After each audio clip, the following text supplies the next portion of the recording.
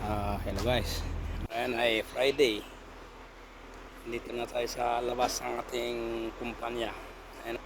Ayan, lakad-lakad muna tayo kasi Friday. Ayan, isang linggo na akong andun lang sa kwarto kasi hanggang ngayon wala pang gulong ng aking sasakyan. So ayan na yung mga kan dito. Pag Friday kasi lagi naglilinis sila lahat ng mga kan. Ang mga sasakyan dati. Eh, kami pala. Kada Friday kasi yan ang routine. Kasi dati noong 2019 pagpunta ko dito, kada Friday naglilinis sila lahat ng mga driver. Linilinisan yung bawat sasakyan nila.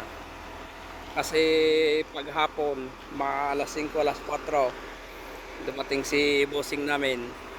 Nagra-round yan, check up ng mga sakyan kung naglinis ka ba o hindi. Kasi mas lalo na yung mga mixer ay kuhan sila.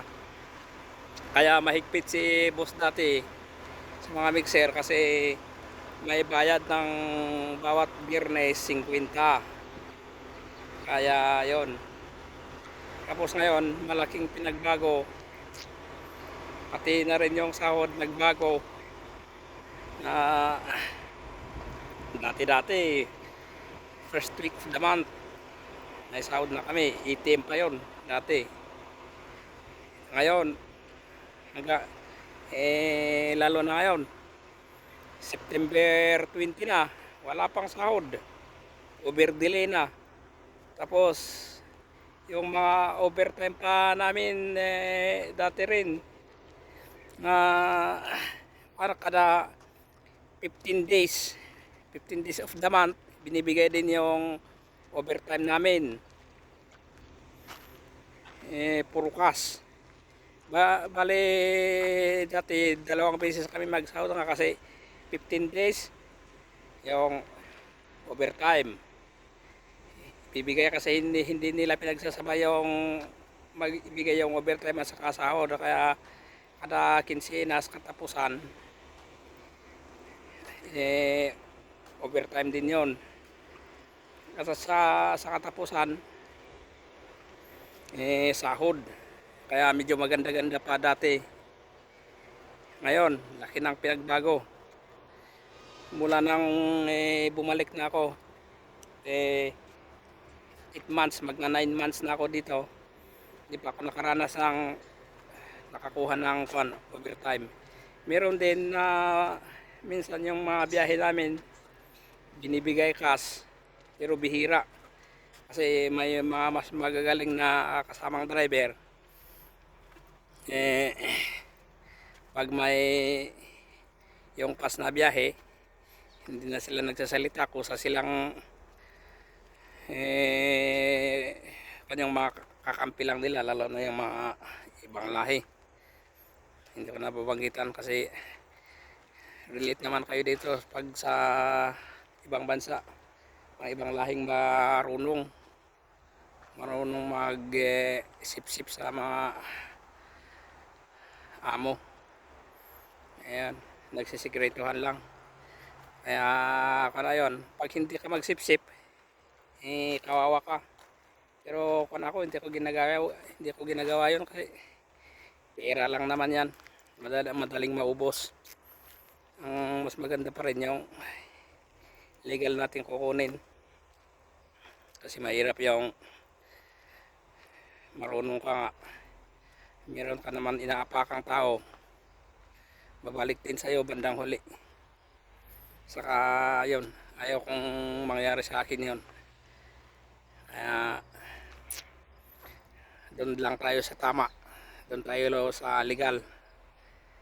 Ayun yung mga dati rin mga itong banda lahat hollow block to lahat lagi kasi mabilis ang ng production ng mga hollow block. At mixer dati lagi silang nagbubuhos, may 300, may minsan pa nga na nalaman ko na umabot pa daw sila ng 1,000 buhos magdamag. Kaya yun maganda ang maganda ang kitaan. Dito wala na, laging kapos na kasi laging nauubusan ng semento, pati yung mga aggregates, mga mixer, yung ginagamit sa mixer, laging nauubusan ng semento. Kaya dati rin apat yung bulker ng dito sa kumpanya namin na nagbibiyahe ng semento. Salitan yun, dalawa magbibiyahe isang araw. Pag nakarating yung kuan, dalawa biyahe rin, dalawa. Ngayon wala na, pag walang semento, saka na lang sila magbibiyahe kasi nag-antay pa sila ng magbabayad na customer, saka sila magbibiyahe kung may makakolekta. Ganyan na ngayon ang sitwasyon yung kumpanya namin. Sinasabi ko na ang totoo, magre-real talk lang tayo kasi may mga iba dyan kumaw sa atin, mga natin sa Pinas. Hindi ko naman linalahat ng mga kuan dyan, yung tingin nila sa ating nasa abroad. Pag nasa abroad, maraming pera. Kaya pag hindi mo na napagbigyan, may magsasabi sa'yo na kung mo nasa abroad na mayabang na, saka kung mo nasa abroad nagbago na, pero hindi nila talaga totoo. Kasi hindi rin natin masisisigan na ganyan ang tingin ng mga andon sa atin sa Pinas, na ganyan nilang sabihin. Kasi minsan din kasi hindi ko rin linalat na hindi lahat ng OFW may ganyan, pero may mga ganyan din mga OFW na kasama din natin na minsan sa ego din nila na kung muna sa abroad sila, hindi nila sinasabi kasi ang mga totoong nangyayari sa kanila, na kahit nahihirapan sila, pilit pa nilang sinasabing maganda, malaki. Pero makikita mo naman yung taong nagsasabi ng totoo at hindi, yung may sobrang hangin sa utak. Pero sa akin hindi ko ginagawa yon, kasi bandang huli ikaw rin din naman ang mabubuko. Pag sabihin ka pa ng yan ang kung umaastang may kaya, hindi naman. Kaya yan ang minsan din hindi natin masisisin ang bawat isip ng tao, kasi minsan ganyan din talaga sa reality ng buhay. Pero ako, mula nung una talaga akong nag-abroad, talagang sinasabi ko talaga ang sitwasyon. Kung may magtanong sa akin, maganda ba yung kumpanya mo, kunin mo naman ako. Sabi ko, kung maganda talaga, sabi ko maganda, pero pag hindi, hindi. Kasi minsan din may mga kaibigan natin na gustong mag-abroad din, nagpapakuha sila. Minsan sa akin, sinasabi ko na hindi sa aking kumpanya, kasi baka punta ka dito, magsisi ka at malaman mong sitwasyon, tapos sisin mo pa akong kumuha. Kaya yun ang kagandahan ng nagsasabi ng totoo, kasi bandang huli talaga mayroong din sinasadya na may dati kang nakakilala na alam nila yung ugali mo, tapos biglang magsabi na kilala ko yan, ang ugali yan ay may hindi maganda.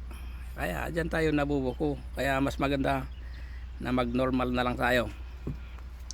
Nasobrahan ko na yatang magchismis. Kaya ayun, punta na ako dito sa aking sasakyan, bisitahin ko yung aking gulong, kasi isang linggo na walang palit. Kasi ayun na nga, talagang mahirapan talaga yung kumpanya namin na bumili dati. Yan sa mga warehouse na yan, dyan sa warehouse na yan, lalo na yung mga vulcanizingan. Laging may extra na gulong dati dyan na kaya hindi ka nahirapan magpapalit ng gulong mo kung kalbo o sumabog. Kasi laging may nakaanda. Ngayon wala na. Pag nagreklamo ka sa opisina na kailangan palitan yung gulong mo kasi may tama na, pag sinasabi nila na maganda pa, kasi ang gusto nila talagang hindi mapakinabangan, sabog muna bago palit. Kaya ayun, ilan na kami dito na nakatambay na walang yung mga iba hindi naman gulong ang problema, pero kuwan karamihan gulong. Lalo na kami mga dumbox, mabibigat kasi ang kuwan namin, nakarga, bato, buhangin. Ayan, may pahirapan ngayon. Hanggang ngayon nga hindi pa kami nakasahod, gaya yung sinabi ko kanina. Saka ito yung planta, ilang ko na yan, ito ipinatayo lang to. Dati hindi dito nakatayo dyan sa kabila, kaso lang na-demolish kasi pinasara ng ano yung tawag dito, baladiya dito sa Middle East.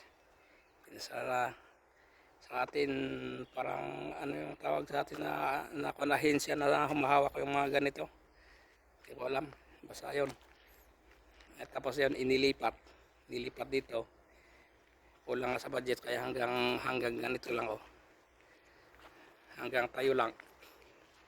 Ayun nga daming nasayang na pinuha ni boss ng mga silo. Diyan lang nakatambak, nakalawang na overestimate kasi si bossing, kasi dati malakas ang negosyo niya. Pero hindi rin naman natin masisisi kasi dati talaga malakas. Kaya gusto niyang mag-extend ng planta, kumpanya niya. Kasi walang nung nagka-pandemya talaga dyan talaga nadali. Saka hindi lang naman tong kumpanya namin ang ganyan. Dami ring nakasara. Kaya hindi rin natin masisi. Ito hanggang ngayon hindi pa napapalitan. Saka ko na lang to gagalawin kung kuan. Ito yung nadamay. Hindi sana ito nadamay kung yung kuan sinabi ko na palitan agad, hindi sana ito nadamay. Yan, bis na palit lang ng gulong. Magpa-workshop pa. Saka yan din yung sasakyan ni Kamagi si Roger. Gulong din ang history nito. Yan sa harap. Saka yung mga iba dyan nakaparada, gulong din, sabog. So, ayan. Dito na ako magchichismis.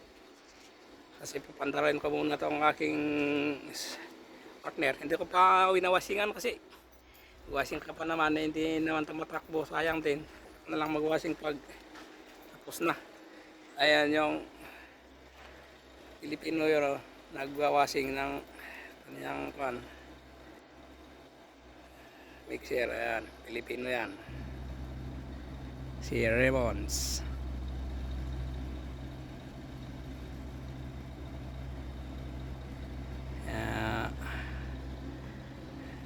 Ayan yung bulbo, sabog din ang gulong yan, ang history yan.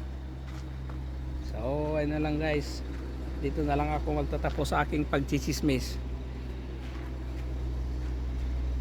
May chismoso rin na lalaki. Hindi natin maiwasan yung pagkachismis. Importante, totoo yung sinasabi natin. Kasi hindi mo naman masabing chismoso yung isang tao at chismosa kung sinasabi niyang nagpapakatotoo. Ang masasabing chismosa yung kahit hindi totoo sinasabi. Yan ang sinasabi lang chismosa. Saka chismoso para sa akin lang. Pati yung harap kong gulong may mga pitak pa. Kaya natatakot din minsan akong magpapatakbo ng kwan. Kaya dahan-dahan ako nagpapatakbo pero laging may bitak. May mga tama.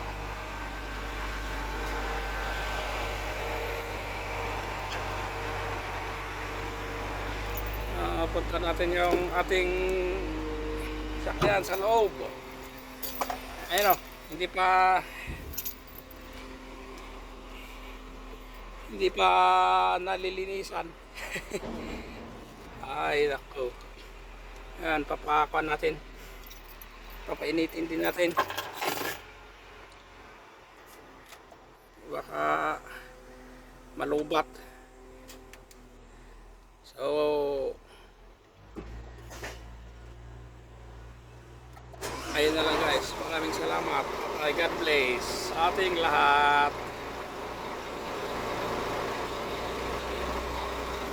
Ayan na. Dito na lang tayo. Dito lang puputulin kasi pa tayo. Ipapinit lang tayo ng konti. Yan, maraming salamat. God bless to all.